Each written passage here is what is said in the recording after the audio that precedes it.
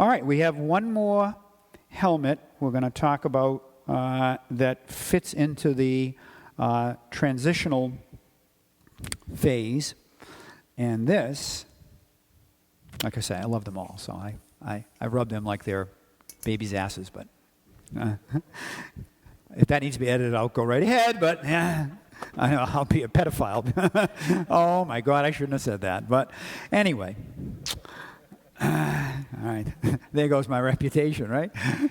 Anyway, here we have, for your edification, another coal bucket, right? But it has a very, very different look to it, doesn't it? Okay, as I turn it around, what you're seeing here, of course, is a model 1918 helmet with all the exterior characteristics of a model 1918. But obviously, it has been modified. It has been reissued. And so here you have a perfect example of what collectors refer to as the M18 Double Decal Army reissue. And these helmets, this happens to be in what is a real early parade green, smooth textured finish. It has both of the decals, as I showed you. In this particular case, this is referred to as the Heer, H-E-E-R, decal. A lot of people say Wehrmacht.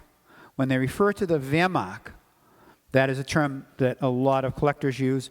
Wehrmacht means armed forces. That is the Army, the Navy, the Luftwaffe, all the different military forces. But more correctly, the German Army is the Heer, H-E-E-R. So here you have what is referred to as the National Eagle. That's the eagle with the wings down by its side.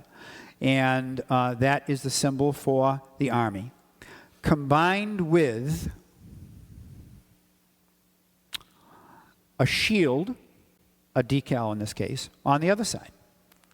The one I told you about very recently was called the party shield or the state shield. This is called the Tricolour. And the Tricolour represents, at that time, the three colors of Germany. The colors are the black, the white, and the red. And so that has the Tricolour shield. So this is referred to in the collector community as a double decal.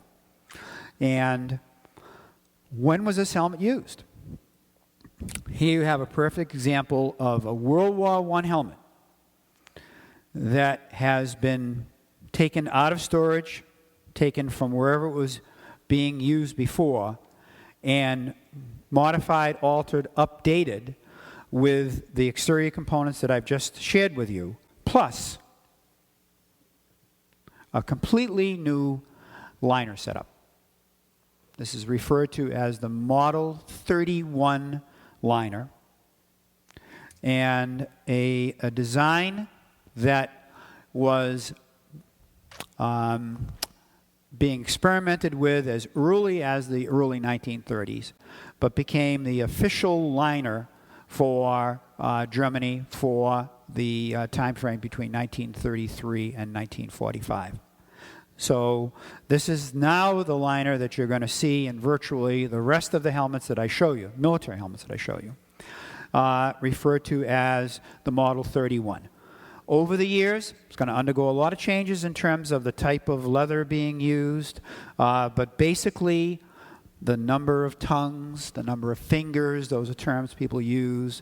The eyelets will remain the same. The drawstring remains the same. Remember, the drawstring is something the soldier uses to adjust it to make it fit better.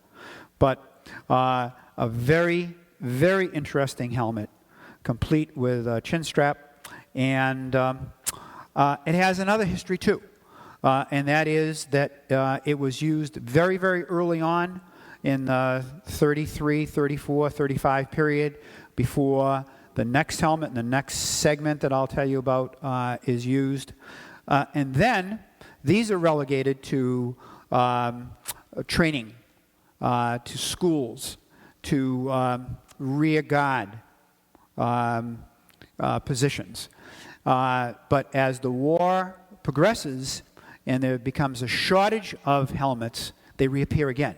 So in 1943, 1944, Volkstrom units are wearing them. They're back on the front, and so on and so forth. So, and truly amazing that this helmet would have remained in this condition throughout the years. So I'll pass that around to you.